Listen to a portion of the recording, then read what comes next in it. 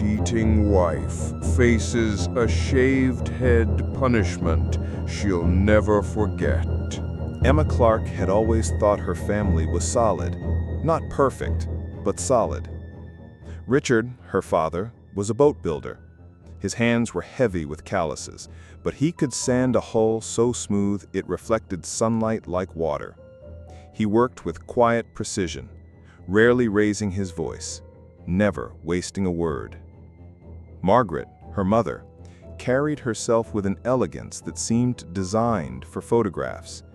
Tall, graceful, her chestnut hair always framing her face like it had been placed there by a careful hand. Emma was 19, studying literature, working weekends at a cafe by the pier. Her hair, pale gold, thick and almost waist-length, was the feature strangers complimented most. She'd grown up hearing it was her best trait. It was a Thursday afternoon in late October when it happened. The air carried the damp salt of the tide. Emma was walking to the boatyard to drop off a folder of designs her father had left on the kitchen counter. She'd done this errand countless times. Walk up the narrow lane, cut across the yard, slip in through the side door. The main office was locked. She moved toward the break room, the folder pressed against her ribs. The door was ajar. Inside, the smell of instant coffee and varnish, and then a laugh. Not just any laugh, a soft, intimate kind of laugh, one she'd never heard from her mother in that tone before. Emma pushed the door just enough to see. Margaret was sitting at the small round table, her body angled toward Mr. Harris, her father's colleague.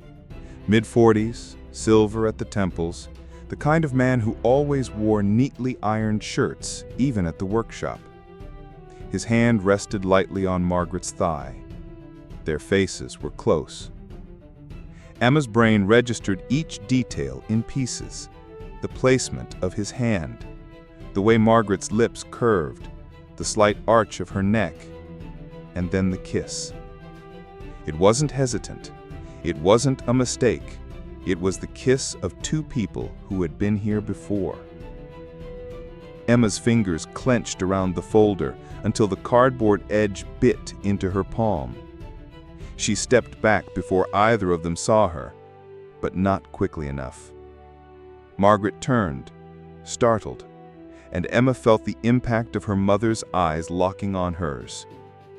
She followed Emma out into the yard, her heels clicking against the concrete. Emma, wait. Her voice was low but urgent. Please, don't tell your father. It would destroy him. Emma didn't stop walking. You'll end it? She asked, without looking back. Yes, I promise. It's over. The words came quickly, as if speed could make them true. Emma didn't reply.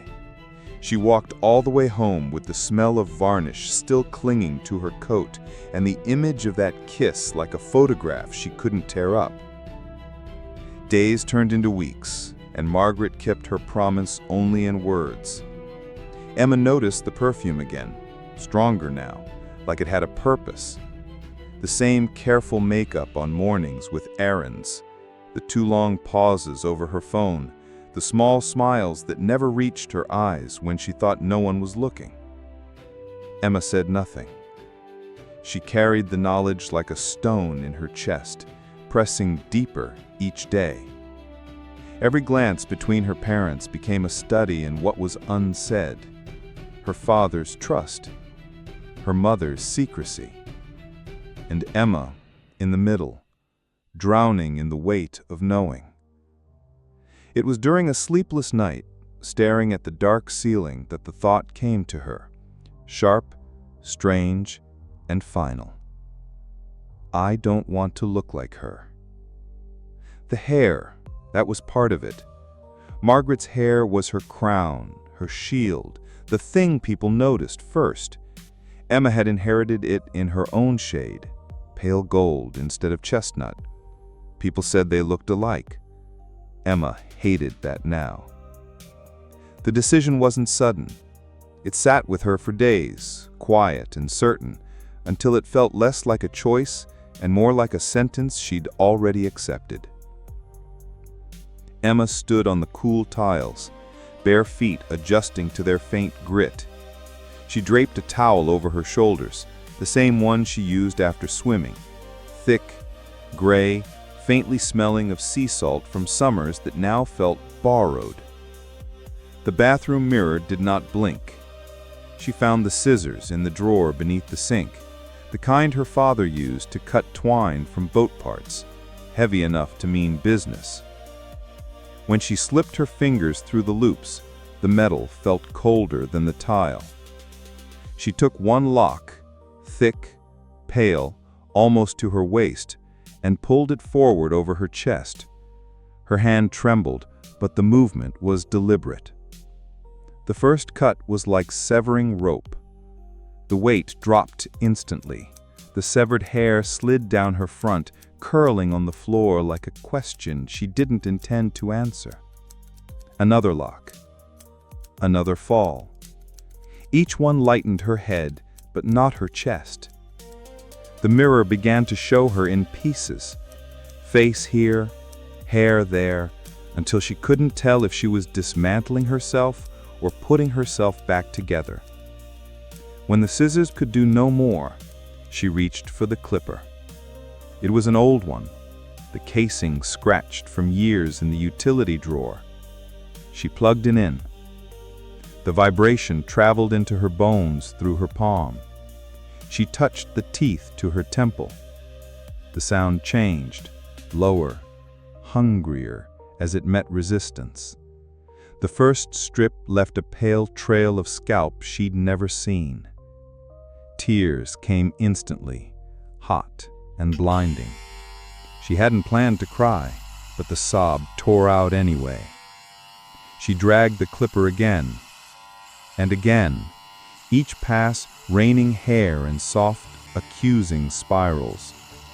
She could feel the strands cling to her damp cheeks before sliding down to meet the pile at her feet.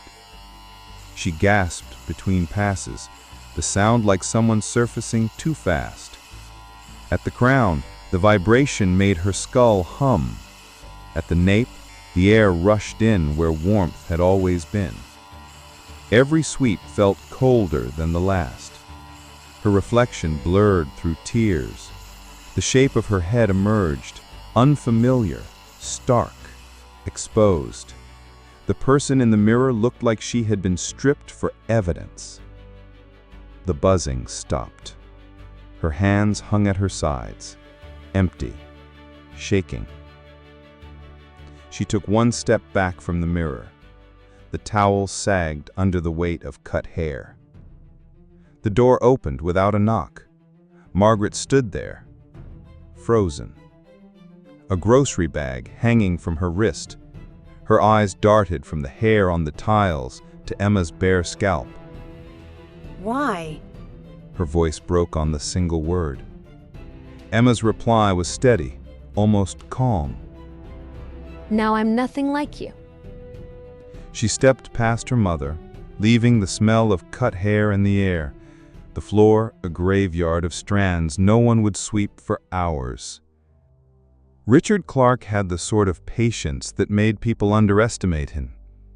He could work an afternoon on the keel of a boat without speaking, his focus absolute. When something troubled him, he folded it into silence, the kind of silence that once it settled, could not be dislodged. That silence was growing. He'd noticed Margaret's new perfume before she said she'd bought it, the way she reached for her phone a fraction too quickly when it buzzed on the counter, the sudden errands that took longer than the distance demanded. He hadn't accused her, not yet. But in the evenings, after she went upstairs, he sat in the kitchen with the lamp on low and stared at the phone she'd left charging on the sideboard. He didn't touch it, not at first. Instead, he watched it, the way a fisherman watches still water for the first ripple.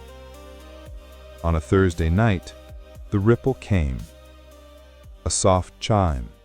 The screen lit briefly with a preview. Can't stop thinking about this morning. Richard didn't move for several breaths. Then, as if his hand belonged to someone else, he picked up the phone. The passcode was her birthday. It always has been. The message was from Harris. He scrolled, each line heavier than the last. Photographs, words that left no doubt, references to times and places that matched the gaps in her errands. The kind of messages that once read can't be unread. His breathing stayed steady, but his jaw worked like he was testing a tooth for weakness. He set the phone down, carefully, as though it might shatter the table. Upstairs, the shower started, Margaret humming beneath the sound of falling water. Richard stood. His chair legs scraped the floor, the sound sudden and unsoftened. He walked to the utility drawer, the one where the clipper lay. It was the same clipper he'd bought years ago to tidy his own hair between barber shop visits.